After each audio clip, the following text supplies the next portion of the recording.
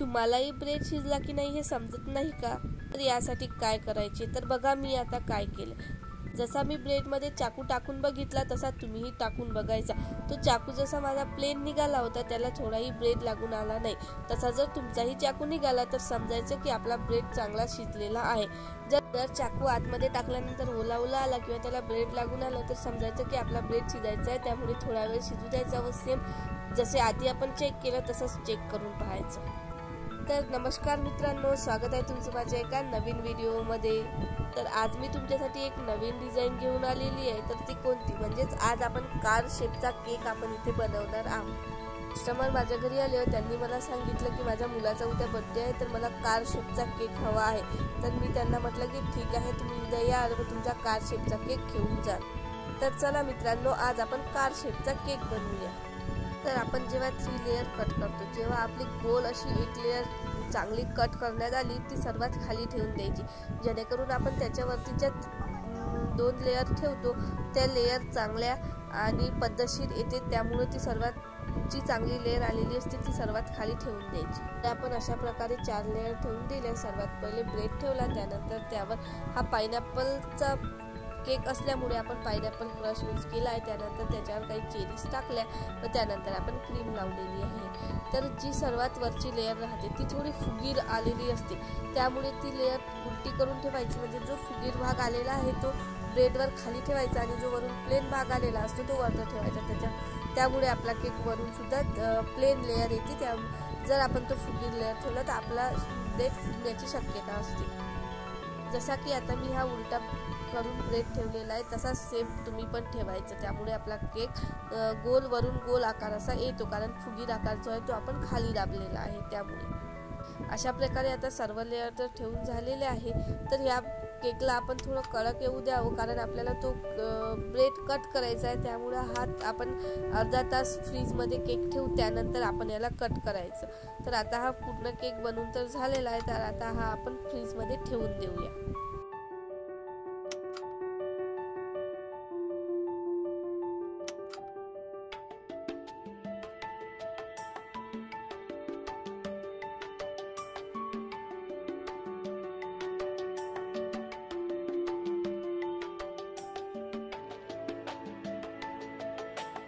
अर्धा तास फ्रीजमध्ये ठेवल्यानंतर आता फ्रीजच्या बाहेर काढून घेतलेला आहे। तर यानंतर आपल्याला साईडच्या लेयर कट करायच्या होत्या, ज्याचा मी व्हिडिओ काढायची विसरून गेली, पण तुम्हाला कसं केलं हे मी सांगते।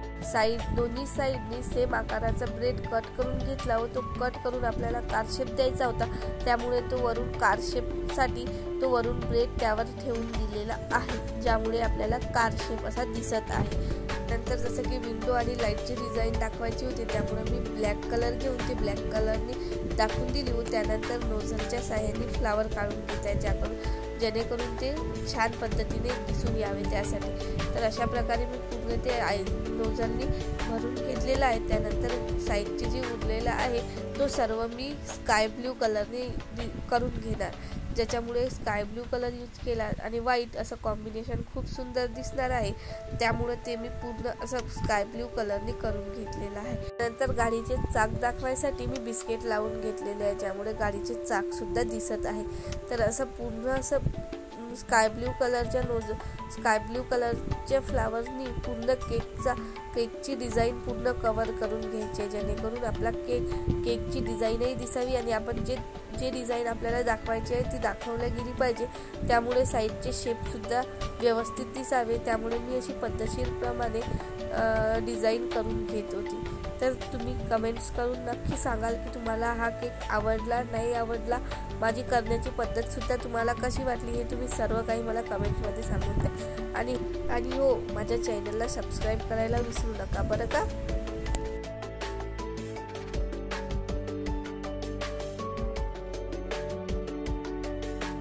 केकवर स्काय ब्ल्यू कलरची डिझाईन तर करून झालेली आहे। तर आता खालून असं छोटं नोझलनी पूर्ण असं ग्रीन कलरनी करून घेत आहे, जेणेकरून ते गवत सारखं दिसावं की माझी गाडी पार्किंगमध्ये मी उभी केलेली आहे असं मला दाखवायचं होतं। त्यामुळे मी असं छोट्या डिझाईनचं नोझल घेतलं व ते पूर्ण असं लाईनिंग करून घेत आहे, जेणेकरून ते गवत बनवून दिसावं।